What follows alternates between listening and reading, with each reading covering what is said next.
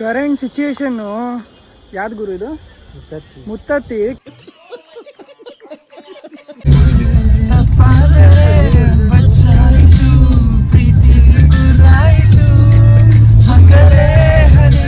ನೀವು ಮಹಾನ್ ಕಲಾವಿದ. ಇನ್ಸ್ಟಾಗ್ರಾಮ್ನ ಯಾರು ನೋಡ್ಕೊಂಡು ಬರ್ತೀರೋ ಗುರು, ಒಂದ್ಸಲಿ ಚೆಕ್ ಮಾಡಿ.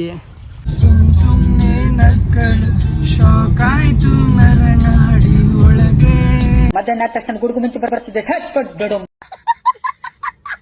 ಲೆಫ್ಟ್ ಅಂದ್ರೆ ರೈಟ್ ಅಂತ, ರೈಟ್ ಅಂದ್ರೆ ಲೆಫ್ಟ್ ಅಂತ ಸಿಟ್ಟಿಂಗ್ ಆಗ್ತೀವಿ. ಅದೇ ಕುತ್ಕೊಂಡು ತಿನ್ನಕ್ಕೆ. ನೆಟ್ವರ್ಕ್ ಅಂತೂ ಝೀರೋ ನೆಟ್ವರ್ಕ್, ಲಿಟ್ರಲಿ ಕಾಲ್ ಮಾಡೋಕ್ಕೂ ಒಂದು ಚೂರು ನೆಟ್ವರ್ಕ್ ಇಲ್ಲ. ಸೊ ಯಾರ್ಯಾರು ಇಲ್ಲಿವರೆಗೂ ನೋಡ್ತಾ ಇದ್ದೀರೋ ಅವ್ರಿಗೆಲ್ಲ ಥ್ಯಾಂಕ್ಸ್ ಫಾರ್ ವಾಚಿಂಗ್. ಬಾಯ್.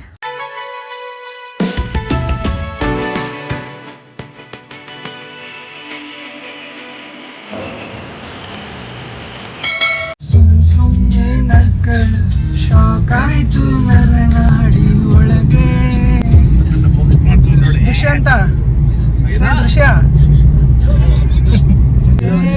ಮತ್ತೆ ಬೇಕು ನನ್ನ ಸುತ್ತೋ ನೋಡ ನಾನು. National Highway 948 every 3 kilometers. ನಮ್ಮ ಹುಡುಗನ್ಗೆ ಒಂದು ಲೊಕೇಶನ್ ನೋಡಕ್ ಕೊಟ್ರೆ ಅವನು ಏನ್ ಲೊಕೇಶನ್ ನೋಡ್ತಾನ, ಏನ್ ನೋಡ್ತಾನ ಏನು ಗೊತ್ತಿಲ್ಲ. ಲೆಫ್ಟ್ ಅಂದ್ರೆ ರೈಟ್ ಅಂತ, ರೈಟ್ ಅಂದ್ರೆ ಲೆಫ್ಟ್ ಅಂತ. ಇವಾಗ ನೋಡಿ ಸೈಕ್ ಮಾಡ್ದ. ಒಂದ್ 10 ಕಿಲೋಮೀಟರ್ ಏನೋ ಮುಂದೆ ಬಂದಿವ್ ಅನ್ಸ್ತದೆ. ಇದ ಈ ಕಲ್ಲಿನ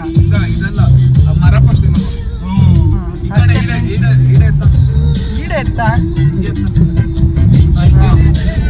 ಪರವಾಗಿಲ್ಲ. ಹಿಂಗೋ ಹಂಗೋ ಹೋಗ್ತಾ ಇದೀವಿ. ಲೊಕೇಶನ್ಗೆ ಹೋಗ್ತೀವೋ ನಾವು, ಕರೆಕ್ಟ್ ಲೊಕೇಶನ್ಗೆ ಅಥವಾ ಬೇರೆ ಕಡೆ ಹೋಗ್ತೀವೋ ಗೊತ್ತಿಲ್ಲ. ಹೋಗಿಲ್ಲ ಅಂದ್ರೆ ಒಂದು ಹಾಕೊಳ್ಬೇಕಷ್ಟೇ. ದುಪ್ಪಟ್ಟು ಆದಂತಿದೆ ನೀನೊಂಥರ ನಯನ ಅದ್ಭುತ.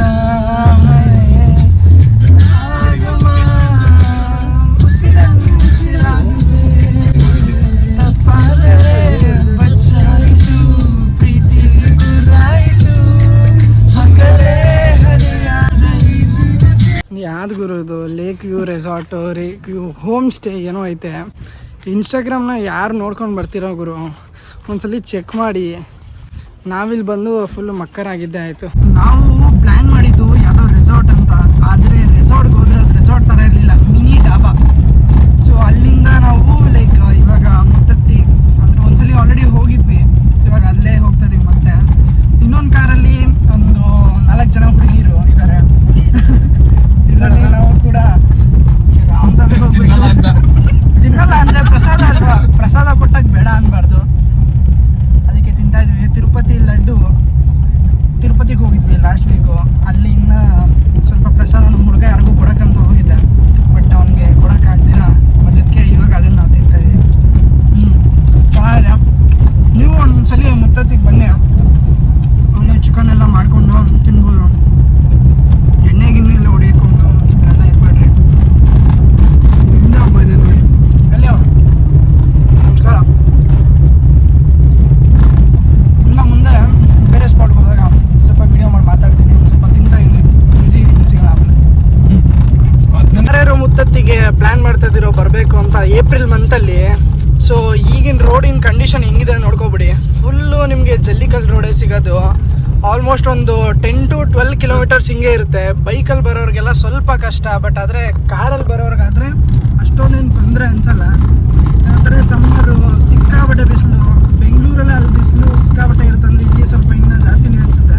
ಸೊ ನೋಡಿ ಪ್ಲ್ಯಾನ್ ಮಾಡಿ ಬನ್ನಿ. ಈ ಕಡೆ ಬರೋಕ್ಕೆ ಸ್ವಲ್ಪ ಇವಾಗ ಬರೋಕ್ಕೆ ಹೋಗ್ಬೇಡಿ. ಕರೆಂಟ್ ಸಿಚುಯೇಷನ್ನು ಯಾವ್ದು ಗುರು ಇದು?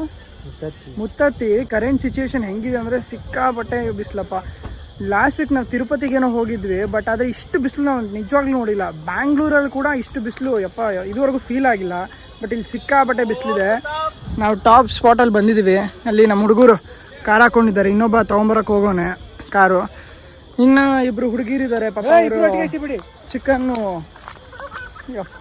ಕಲ್ಲಲ್ಲಿ ಹೊಡಿತವ್ರೆ, ಕಳ್ಳನ ಮಕ್ಕಳು. ಅಲ್ಲೋಡಿ ನೋಡಿ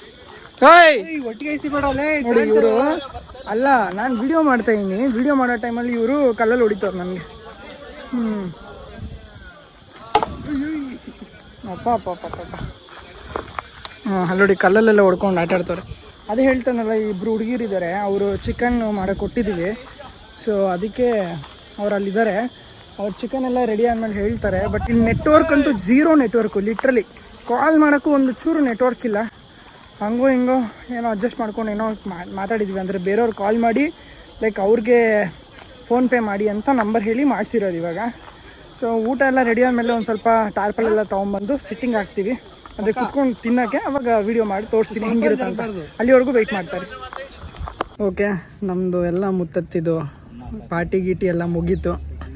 ಅಷ್ಟೇ, ಮುಗ್ದಾದ್ಮೇಲೆ ಇವಾಗ ಪೀಸಾಗಿ ಮನೆಗೆ ಹೋಗ್ತೀವಿ. ಆಲ್ರೆಡಿ ಲೇಟ್ ಆಗಿಬಿಟ್ಟಿದೆ. ಸೊ ಜಾಗ ಫುಲ್ಲು ಒಂಥರ ಫಾರೆಸ್ಟ್ ಏರಿಯಾ. ಸೊ ಯಾರ್ಯಾರು ಇಲ್ಲಿವರೆಗೂ ನೋಡ್ತಾ ಇದ್ದೀರೋ ಅವ್ರಿಗೆಲ್ಲ ಥ್ಯಾಂಕ್ಸ್ ಫಾರ್ ವಾಚಿಂಗ್. ಬಾಯ್.